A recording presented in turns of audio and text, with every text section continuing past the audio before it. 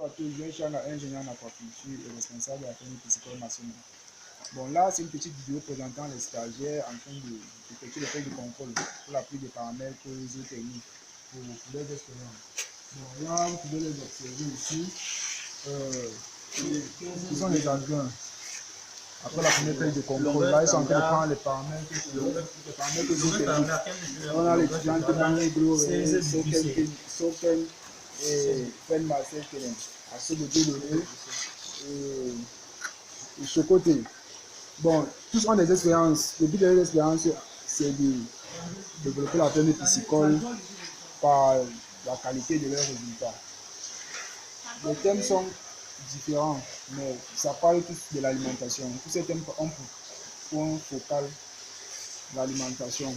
Donc, l'étudiant Baniglo va nous dire exactement quel est son thème et quel est l'avantage de son thème pour la ferme piscicole. Bonjour Baniglo. Bonjour, je suis l'étudiante Baniglo. Après avoir remarqué que l'aliment qu'on utilise ici là n'est pas très appétant pour une poisson, j'ai décidé de complémenter ça en ajoutant un additif, un attractant en fait, de crevettes.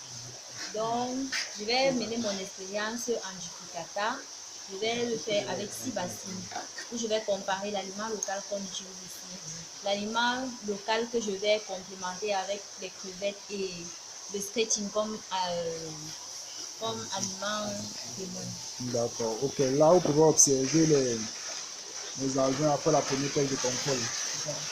Ils sont répartis en fonction des récipients. Ok.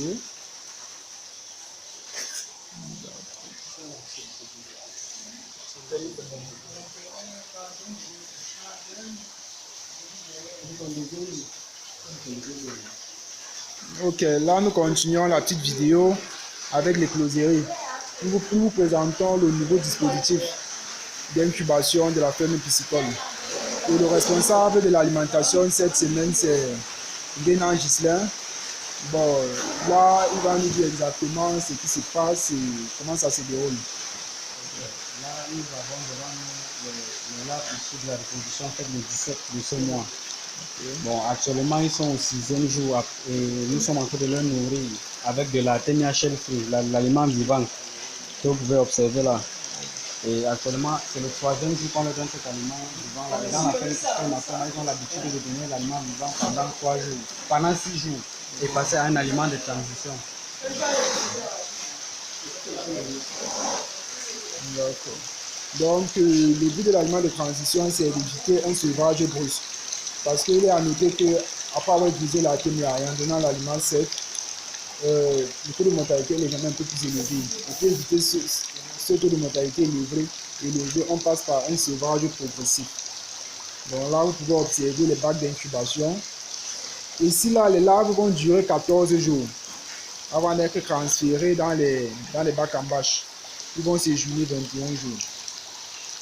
Le nombre d'œufs incubés ici était de 850 grammes.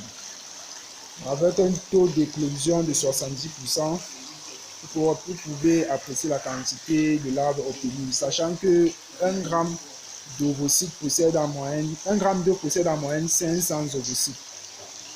Là, c'était juste les calculatifs indicatifs pour les techniciens de pisciculture. Alors, vous pouvez l'observer. Ici, c'est le bac où on recueille tous les déchets après siphonnage, de telle sorte que les larves qu'on n'a pas pu siphonner puissent monter en surface et nous pouvons les siphonner facilement. Ok. Là, c'est le bac où on transfère les larves après 14 jours. Bon, ces larves ici ont en moyenne 22 jours. Donc, ils seront opérationnels dans pratiquement 21 jours. Parce qu'il est à noter qu'à la ferme piscicole nationale, le cycle de production des alevins est de 45 jours pour obtenir les alevins de 5 grammes. Donc là, ils ont encore en moyenne 21 jours avant de sortir de l'écloserie.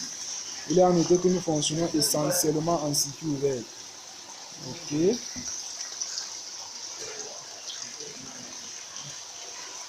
Bon, là, c'était juste une petite vidéo présentant le nouveau dispositif de la Fondation avec la prise de paramètres que j'ai permis de changer pour les grandes différences.